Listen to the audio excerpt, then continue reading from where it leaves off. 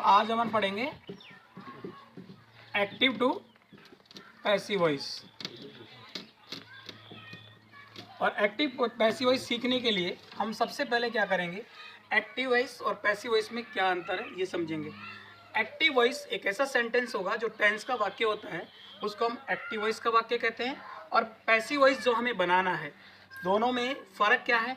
Active voice में subject man होता है और पैसिव वॉइस में ऑब्जेक्ट मैन होता है। इसमें सब्जेक्ट के अनुसार सेंटेंस स्टार्ट किया जाता है, इसमें पैसिव वॉइस के अनुसार सेंटेंस शुरू किया जाता है। अब करेंगे कैसे, इसको पढ़ने के लिए हम सबसे पहले पैसिव वॉइस की मेन बातें जो है वो हम यहाँ लिख लेते हैं। पैसिव वॉइस पढ़ने के लिए में क्या क्या ज़रूरी है। जैसे एक्टिव वॉइस का वाक्य होता है, टेंस में प्रत्येक वर्ब अलग अलग आती है। हम किसी टेंस में वर्ब की फर्स्ट फॉर्म का यूज करते हैं, किसी टेंस में वर्ब की सेकंड फॉर्म का यूज करते हैं, किसी टेंस में थर्ड फॉर्म का, और किसी में आईएनजी जिसको हम वर्ब की फोर्थ फॉर्म बोलते हैं। पैसिव वॉइस में हमेशा वर्ब की थर्ड फॉर्म आती है। पहली बात तो ये। दूसरी बात इसमें क्या ध्यान रखेंगे, एक्टिव वॉइस के वाक्य में जो सब्जेक्ट होगा उसकी जब पैसिव वॉइस बनाएंगे तो सब्जेक्ट की जगह आ जाएगा ऑब्जेक्ट, और ऑब्जेक्ट की जगह आएगा by plus subject. By plus subject लगाएंगे। ये तीन बातें इंपॉर्टेंट हमें ध्यान रखनी है। और इन तीन बातों के बाद में जो अगली बात ध्यान रखने वाली है वो है, हम एक्टिव से पैसिव वॉइस जो बनाएंगे सेंटेंस में, उससे पहले सबसे पहले जो नियम आएगा वो आएगा टेंस परिवर्तन। अर्थात टेंस को कब बदलते हैं कब नहीं बदलते। और टेंस जो परिवर्तन होता है उस टेंस परिवर्तन के हिसाब से हम ये देखेंगे कि कौन कौन से टेंस कैसे बदलते हैं। तो टेंस परिवर्तन के लिए हम, जैसे कि हमें पता है मुख्य टेंस 3 है, प्रत्येक टेंस के 4 भाग होते हैं, और 4 भागों के हिसाब से टोटल टेंस जो हम पढ़ते हैं वो हो जाते हैं 12। अब 12 टेंसों की जब हम पैसिव वॉइस बनाते हैं तो कौन कौन से टेंस ऐसे हैं जिनकी पैसिव वॉइस नहीं बनती, या कौन कौन से टेंस ऐसे हैं जो बदलते नहीं हैं, और कौन कौन से टेंस है जो आगे वाले टेंस में बदल जाते हैं, ये सब हम देखेंगे। तो हम देखेंगे टेंस नंबर 4, 8, 10 और 12, इनकी पैसिव वॉइस नहीं बनती। Tense number 4 present perfect continue, tense number 8 past perfect continue, tense number 10 future continue, और tense number 12 future perfect continue. इन 4 टेंसों की पैसिव वॉइस नहीं बनती। अब हम देखेंगे कि टोटल टेंस जो 12 हैं उनमें से 4 टेंसों की पैसिव वॉइस नहीं बनती। अब हमारे पास बचे कुल 8 टेंस। 8 टेंसों की पैसिव वॉइस बनती है। अब 8 टेंसों की पैसिव वॉइस में कौन कौन से टेंस ऐसे हैं जो बदलते नहीं हैं, उन्हीं टेंसों में रहते हैं। तो वो है टेंस नंबर 2 और टेंस नंबर 6। दूसरा और छठा टेंस दूसरे और छठे टेंस में ही रहता है। अर्थात दूसरे टेंस का मतलब हुआ प्रेजेंट कंटिन्यू, छठे टेंस का मतलब हुआ पास्ट कंटिन्यू। प्रेजेंट कंटिन्यू में ही रहेगा, और पास्ट कंटिन्यू में ही रहेगा। अब क्या करते हैं, जब एक्टिव वॉइस में टेंस प्रेजेंट कंटिन्यू या पास्ट कंटिन्यू है, उसकी जब पैसिव वॉइस बनाएंगे तो भी प्रेजेंट कंटिन्यू की जगह प्रेजेंट कंटिन्यू, पास्ट कंटिन्यू की जगह पास्ट कंटिन्यू रहता है। तो फिर हम टेंस जब नहीं बदलता तो पैसिव वॉइस बनाते समय उन टेंसों में हम वर्ब से पहले बीइंग लगाएंगे, BEING, बीइंग। बीइंग केवल वर्ब से पहले जब लगाएंगे जब टेंस परिवर्तित नहीं होगा, अर्थात टेंस चेंज नहीं होगा। इसके अलावा अब हम देखेंगे कि 12 में से 6 टेंस क्लियर हो गए। कैसे, 4 टेंसों की पैसिव वॉइस नहीं बनती, 2 टेंस बदलते नहीं हैं, उन्हीं में रहते हैं।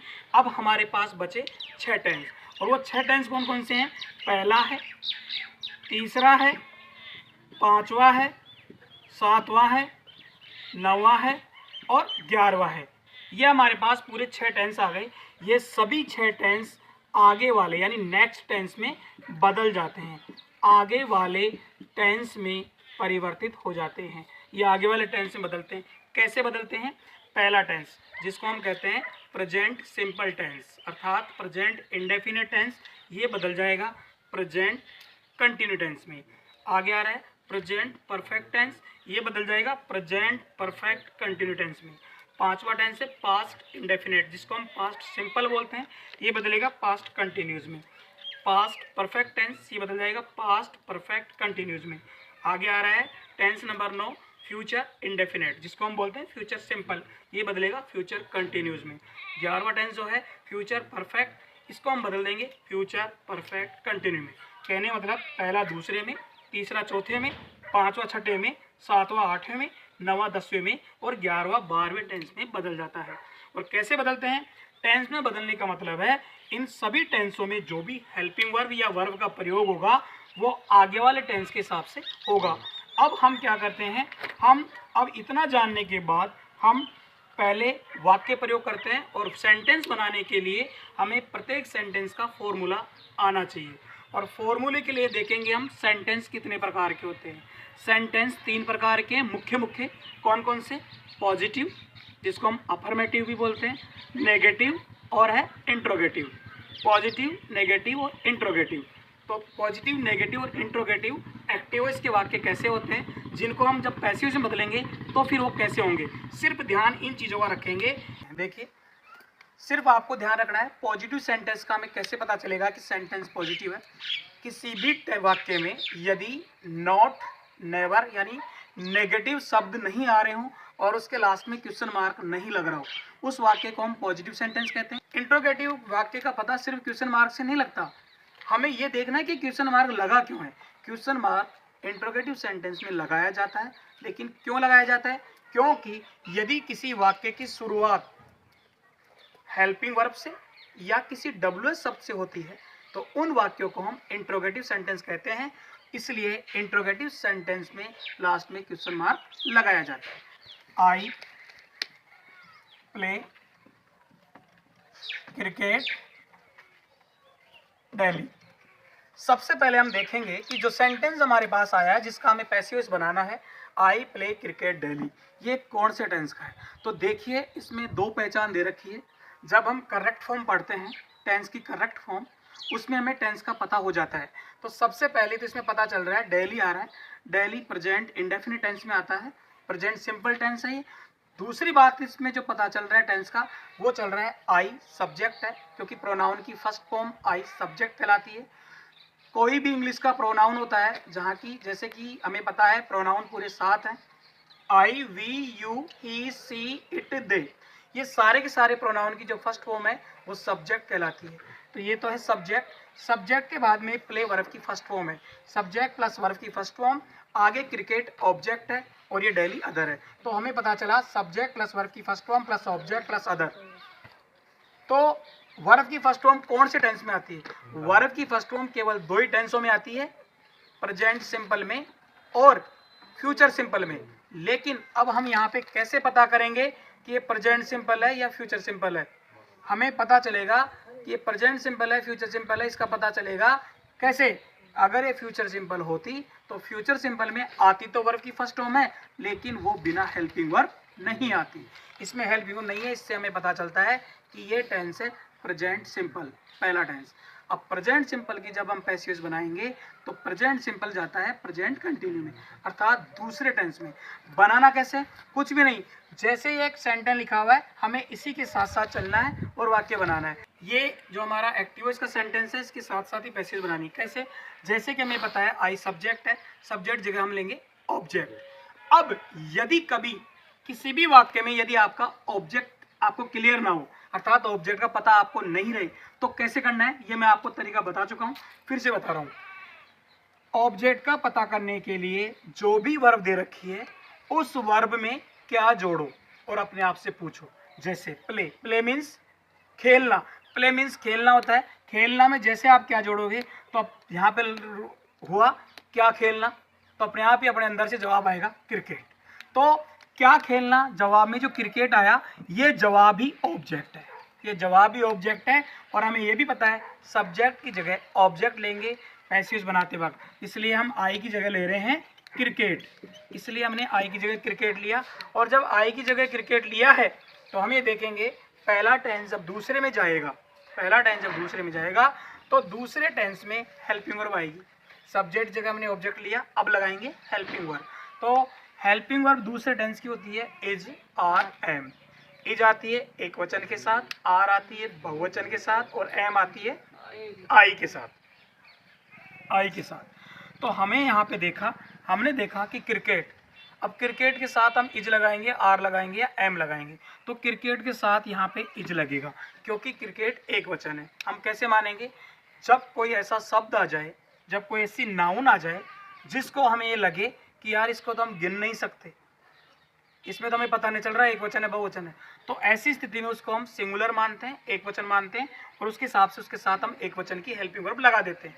तो हमने यहाँ पे इज लगाया। इज के बाद अब हम देखेंगे आगे कौन है, वर्ब, प्ले है। तो हमें भी यहाँ पे वर्ब लेनी है। हमें पता है कि पैसिव वॉइस में वर्ब की थर्ड फॉर्म आती है, इसलिए हम प्ले की थर्ड फॉर्म लेंगे यहाँ पे प्लेड।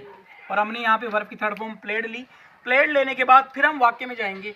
प्ले के बाद यहाँ पे क्रिकेट क्या था, ऑब्जेक्ट। ऑब्जेक्ट की जगह हम क्या लेंगे, बाई सब्जेक्ट। तो सबसे पहले तो लगा देंगे हम बाई, उसके बाद सब्जेक्ट कौन है, आई। आई एक प्रोनाउन है और जब ये ऑब्जेक्ट में जाएगा तो आई सर्वनाम की फर्स्ट फॉर्म है प्रोनाउन की, जिसको हम सब्जेक्ट कहते हैं। और आई जब ऑब्जेक्ट पे जाएगा तो आई की जो थर्ड फॉर्म है वो ऑब्जेक्ट कहलाती है, जो यहाँ पे आ जाएगी मी। इसके बाद में शेष क्या बचा, डेली। डेली यहाँ पे अदर है, अदर हमेशा लास्ट में ही रहेगा, इसलिए हमने यहाँ पे लगाया। ये हमारा पैसिव वॉइस बन गया। समझ में आया।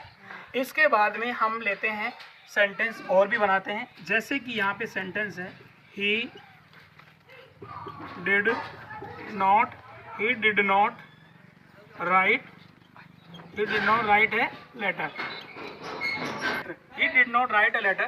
सबसे पहले हम जब भी पैसिव वॉइस बनाते हैं, हमें सबसे पहले पूरे वाक्य को पढ़ने के बाद क्या पता करना है, टेंस कौन सा है। सबसे पहले पता करो टेंस का। हमें पता चला किसी भी अंग्रेजी के वाक्य में टेंस का पता करने के लिए हेल्पिंग वर्ब देख लो। तो हमें पता चला डिड आ रही थी, डिड से पता चला टेंस है पास्ट इंडेफिनिट, पास्ट सिंपल। अब हमें पता चल गया कि पास्ट सिंपल है, टेंस पांचवा है। अब पता करना है आपको वाक्य कौन सा है। तो हमें पता चला इसमें नेगेटिव अर्थ आ रहा है, अर्थात ये सेंटेंस नेगेटिव है। तो ये पास्ट इंडेफिनिट या पास्ट सिंपल टेंस का नेगेटिव वाक्य है। अब जब हम इसकी पैसेज बनाएंगे तो हमें फिर ये पता करना है कि पांचवें टेंस की जब पैसेज बनाते हैं तो किस में जाता है, टेंस नंबर 6 में, यानी पास्ट कंटिन्यू में। तो क्या करना है, हमें पता है कि ही सब्जेक्ट है, हम सब्जेक्ट जगह में क्या लेना है, ऑब्जेक्ट। ये ए लेटर जो है ये ऑब्जेक्ट है जिसको हम शुरू में लेंगे, और शुरू में लेंगे तो यहाँ हो गया ए लेटर। इसके बाद में हेल्पिंग वर्ब लेंगे हम अगले टेंस की, और अगले टेंस की हेल्पिंग वर्ब वाज वर्ब होती है। ए लेटर एक वचन है इसलिए हमने लगाया वाज, और वाज के बाद में नेगेटिव है तो हम भी यहाँ भी नॉट ले लेंगे। और नॉट के बाद अब हम देखेंगे कि पांचवा टेंस जब छठे में बदल रहा है तो फिर आगे वर्ब आ रही है तो हम लेंगे वर्ब की थर्ड फॉर्म। राइट की थर्ड फॉर्म होगी रिटर्न, और रिटर्न के बाद में ऑब्जेक्ट की जगह लेंगे हम बाई, और सब्जेक्ट, सब्जेक्ट यहाँ पे ही था, ही वैसे जब ऑब्जेक्ट की जगह जाएगा तो ही की थर्ड फॉर्म आ जाएगी हिम। आगे कुछ नहीं तो ये यही पूरा, और इस तरीके से ये हमारा पैसिव वॉइस बन गया। यहाँ भी हमने पैसिव बनाई, यहाँ भी हमने पैसिव बनाई। कुछ भी नहीं करना, सिर्फ आपको सिर्फ इतना से ध्यान रखना, एक्टिव से पैसिव बनाते वक्त टेंस परिवर्तन, सबसे पहले टेंस परिवर्तन का नियम है। और टेंस परिवर्तन में क्या करना है, पहले तो ये देखना है कि कौन कौन से टेंस जिनकी पैसिव वॉइस नहीं बनती। टेंस नंबर 4, 8, 10, 12 की पैसिव वॉइस नहीं बनती। उसके बाद आपको ये पता करना है कि कौन से टेंस है जो बदलते नहीं है, उसी में रहते हैं। तो टेंस है दूसरा और छठा जो बदलता नहीं है, उसी में रहता है। जब टेंस नहीं बदलता तो उसमें क्या करना पड़ता है, कुछ नहीं, पैसिव वॉइस बनाते समय वर्ब से पहले बीइंग लगाना पड़ता है, BEING। उसके बाद ये देखना है कि बाकी जितने भी टेंस बच गए सब आगे वाले टेंस में बदलेंगे, उसमें ना तो बीइंग लगेगा और ना वो कोई नहीं बदलने वाले भी नहीं है, वो सब आगे वाले बदल जाएंगे जैसा कि हमने बदला। सेंटेंस चाहे कोई भी हो, यहाँ पे हमने पॉजिटिव बनाया, यहाँ पे हमने नेगेटिव बनाया। अब हम अगर इंट्रोगेटिव सेंटेंस भी लेंगे, कुछ भी नहीं करना, जैसे सेंटेंस लिखा हुआ है उसी सेंटेंस के हिसाब से आप चलते रहो। जैसे मान लो यहाँ पे सेंटेंस में शुरू में सब्जेक्ट था, हमें पता है सब्जेक्ट जगह ऑब्जेक्ट लेना है, ले लिया। यहाँ पे सब्जेक्ट था, हमें पता है सब्जेक्ट जगह ऑब्जेक्ट लेना है, हमने ऑब्जेक्ट ले लिया। अगर मान लो किसी वाक्य में शुरू में हेल्पिंग वर्ब आ जाए तो हमें वहाँ भी पैसिव में भी शुरू में हेल्पिंग वर्ब भी लेनी है। कैसे, जैसे मान लो किसी वाक्य में आ जाए जैसे कि विल ही ईट फ्रूट्स, ये क्वेश्चन बन गया हमारे पास। कैसे पता चला कि क्वेश्चन है, कैसे पता चला, हमें पता चला कि किसी भी वाक्य के शुरू में यदि कोई भी हेल्पिंग वर्ब हो तो उससे एक क्वेश्चन बनता है, उसको हम इंट्रोगेटिव सेंटेंस कहते हैं। और जब इस वाक्य की जब हम पैसिव बनाएंगे तो हमें पता चला ये टेंस था कौन सा, फ्यूचर इंडेफिनिट, फ्यूचर सिंपल। और फ्यूचर सिंपल टेंस की जब हम पैसिव बनाएंगे तो वो 10वें टेंस में चला जाएगा फ्यूचर कंटिन्यू में। हमें क्या करना है, यहाँ पे देखना है विल, शुरू में हेल्पिंग वर्ब है, पैसिव वॉइस में भी शुरू में हेल्पिंग वर्ब ले लो। तो शुरू में हेल्पिंग वर्ब पैसिव वॉइस में कौन सी आएगी, विल बी। अब विल बी को जब हम शुरू में लिखेंगे तो हमें पता है विल बी 2 शब्द वाली हेल्पिंग वर्ब है। अगर कई बार ऐसा हो कि वाक्य नेगेटिव या इंट्रोगेटिव हो और उसमें आने वाली हेल्पिंग वर्ब एक से अधिक शब्दों में हो, जैसे विल बी 2 शब्द हो गए विल बी, तो ऐसी स्थिति में आप पहला शब्द जहां हेल्पिंग वर्ब है वहीं रख दो। जैसे कि हमने पहला शब्द यहाँ पे रखा विल, अब इसकी बच गया क्या, बी। बी को हमें क्या लिखना है, एक शब्द छोड़ के आगे कौन सा शब्द आएगा उसका पता कैसे चलेगा, यहाँ से आगे बढ़ो, आगे कौन है, ही क्या है, सब्जेक्ट। सब्जेक्ट से क्या लेना पड़ता है, ऑब्जेक्ट। ऑब्जेक्ट कौन है, फ्रूट्स, तो पहले फ्रूट्स को ले लो। फ्रूट्स के बाद में अब इसका बचा हुआ उसको पहले लिखो, क्या बचा हुआ था, बी, तो हमने लिख लिया यहाँ पे बी, तो क्या हो गया, विल फ्रूट्स बी। अब बी के बाद क्या लिखना है, हम यहाँ तक पहुँच गए, इस पे चलो।